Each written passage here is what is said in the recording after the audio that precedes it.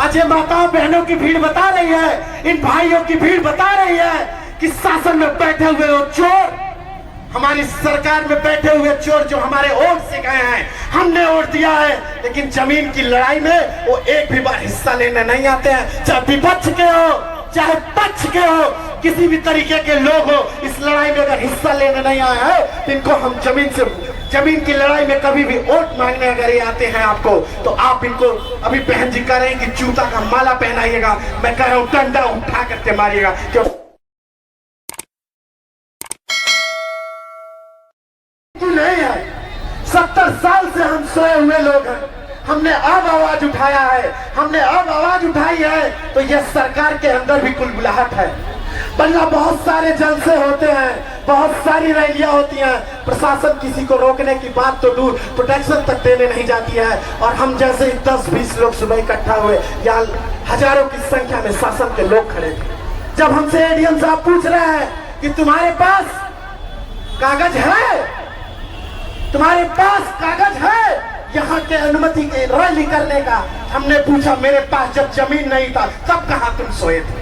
मेरे पास 1 एकड़ जमीन नहीं था, इन माँ बहनों के पास 1 एकड़ जमीन नहीं है, तुमने दिया मत? तुमने कभी इस बात को कहा शासन में? मैं कमिश्नर से पूछना चाहता हूँ कि आपको अगर ये रैली बड़ी दिख रही है, आपको ये बात गलत लग रही है, तो क्या आपने इसके पहले 2 बार हमने आंदोलन किया तो आपने हमारी बात सदन तक पहुंचाई? आपने हमारी बात मंत्री से किया?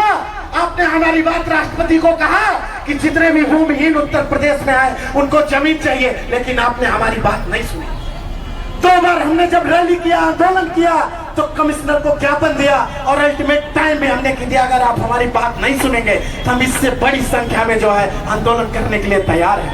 आज ये माताओं बहनों की भीड़ बता रही है, इन भाइयों की भीड़ बता रही है कि शासन में बैठे हुए वो चोर, हमारी सरकार में बैठे हुए चोर जो हमारे वोट से गए हैं, हमने वोट दिया है, लेकिन जमीन की लड़ाई में वो एक भी बार हिस्सा लेने नहीं आते हैं। चाहे विपक्ष के हो चाहे पक्ष के हो, किसी भी तरीके के लोग हो, इस लड़ाई में अगर हिस्सा लेने नहीं आए हैं तो इनको हम जमीन की लड़ाई में कभी भी वोट मांगने अगर ये आते हैं आपको, तो आप इनको अभी बहन जी कह रहे हैं कि जूता का माला पहनाइएगा, मैं कह रहा हूं डंडा उठा करके मारिएगा, क्योंकि हाथ के हाथ की लड़ाई है। कोई भी शासन के लोग हो, किसी तरीके से अभद्रता हो, अभी मैं बाहर गया था, गेट पे देखा हूँ पुलिस वाले महिलाओं के बीच कह रहे हैं चले जाओ वरना तुम्हारे ऊपर लाठी और डंडा चलेगा। अरे बाबा साहब ने जब रानी के पेट का ऑपरेशन कर दिया तो राजा पैदा कहां से हो गया? जब वोट का बराबर अधिकार दे दिया, प्रधानमंत्री वोट दे, मुख्यमंत्री वोट दे, सांसद वोट दे, विधायक वोट दे, चाहे मंगरू काका वोट दे, सबका वोटवा चाची बराबर होला। जब सबका वोटवा बराबर होला तो जमीन कैसे होने लगे? 100 एकड़ हो गई, कैसे 500 एकड़ हो गई, कैसे 1000 एकड़ हो गई, और हमें लगे 1 डिसमिल नहीं।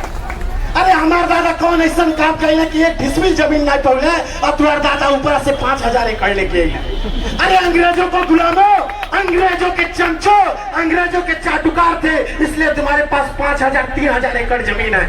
हमने लड़ाई लड़ी, हमारे ऊपर तुमने जुल्म किया, हमारे ऊपर तुमने अत्याचार किया, तब जाकर के हम लड़ाई से वंचित रहे, वरना आज हम भी इस देश के राजा होते, इस देश में शासन करने वाले होते। लेकिन तुमने हमें जितना सताया है वो खून अंदर लहू में उबल रहा है। जिस दिन ये उतर गया रोड पे, जो ये दिख रही है जनता, मैं शुक्रगुजार हूँ इस पूरी जनता का जो अपने हक के लिए अपने घर से निकल के आई है।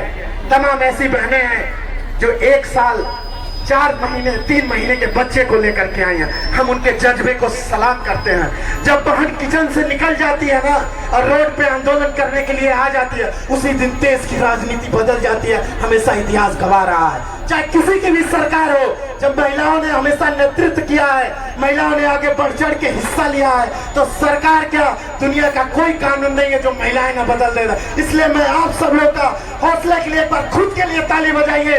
खुद के लिए आप इस लड़ाई के सहभागिता है, खुद के लिए आप इसके लिए आए, इसके लिए हम तहे दिल से आपका स्वागत करते हैं, आपका वंदन करते हैं।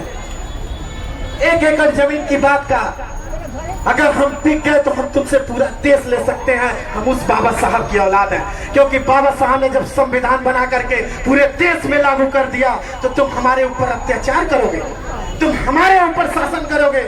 अरे हम वो गाँव में मनाई है जो ने गाँव में नारी से पानी नहीं निकलेला, अगर सरकार एगो आवास दे देला तो घर बनवावे के छत्ते जगह ही नहीं बा, एक कमरा भाई आवास के पैसा वापस चल जाला। वो गांव में हम देख ले सरकार कह रही है कि मैं आपको बाथरूम बनाने के लिए 25,000 रुपया दे रहा हूँ, 30,000 रुपया दे रहा हूँ, लेकिन उसको भी बनवाने के लिए हमारे पास जमीन नहीं है। उस पैसे को भी तमाम गांव में हमने देखा लोगों ने वापस कर दिया कि हमारे पास जमीन नहीं है। अरे जब जमीन नहीं है हमारे पास तो हमारे पास स्वाभिमान नहीं है। हम दूसरे के खेत में अनाज उगाने वाले लोग हैं। हमारे पास अगर 1 एकड़ जमीन होगा, 1 एकड़ भूमि होगा तो हम खुद अनाज उगाएंगे, खुद 1 एकड़ जमीन का मालिक बनेंगे, खुद हम राजा होंगे। किसी के खेत में काम करने की हमें जरूरत नहीं हो। यही बात चुभ रही है सरकार को। ये नाली साफ करने वाले, ये मजदूरी करने वाले, ये धान उगाने वाले, हमारे खेत में काम करने वाले अगर 1 एकड़ जमीन के मालिक होंगे तो मेरे घर में कौन मजदूरी करेगा? मेरे घर में कौन नाली साफ करेगा? मेरा बाथरूम कौन साफ करेगा? ये उस सरकार को डर है। लेकिन उस अंधे और बहरी सरकार को मैं बता देना चाहता हूँ कि हम अम्बेडकर की औलाद हैं, डरने वाले लोग नहीं है। हम 1 एकड़ जमीन लेकर के रहेंगे चाहे जो अंजाम हो। अभी महर्षि कह रहे थे कि हम अपनी आखिरी सांस तक सरकार से लड़ेंगे, चाहे ट्रेन जाए हम उसके आगे लौट जाएंगे। ऐसे लोग हैं हमारे साथ जिनके साथ यह आंदोलन चल रहा है। हम तमाम इन सारे साथियों का स्वागत भी करते हैं, वंदन भी करते हैं और अभिनंदन करते हैं। और तमाम साथी हैं हमारे जो अपने मुद्दे पे बात करेंगे, इस जमीन के विषय पे बात करेंगे। हो सकता है हमारी आवाज लखनऊ तक पहुंच गई हो, सुबह से हमारी आवाज लखनऊ तक पहुंच गई हो सकता है बाबा ने जहाज पकड़ लिया और गोरखपुर आ भी गए। आप इस बात को मानिए। आप यहाँ बैठे हुए हैं, वो अंदर बैठे हुए कमिश्नर एसएसपी चम्मच से आज खाना नहीं खा पा रहे हैं। उनके हलक से खाना नीचे नहीं आ रहा है क्योंकि जमीन से अनाज उगाने वाला किसान, जमीन से अनाज पैदा करने वाला मजदूर आज यहाँ बैठा हुआ है तो उसकी गुलामी करने वाला कोई नहीं है। उसके हलक से खाना नीचे नहीं उतर रहा है। वो बता रहा है उस राजा को, अरे जल्दी चलो वरना तुम्हारे ही जिले के लोग तुम्हारे ऊपर ऐसा कानून लगा देंगे कि उत्तर प्रदेश का पूरे भारत की हम सरकार बदल देंगे। सरकार ने रोटी, कपड़ा, मकान जीएसटी लगाया। 2 रुपए की रोटी पे जीएसटी लगा दिया क्योंकि रोटी खाना बड़ा आसान है इसलिए जीएसटी लगा दिया।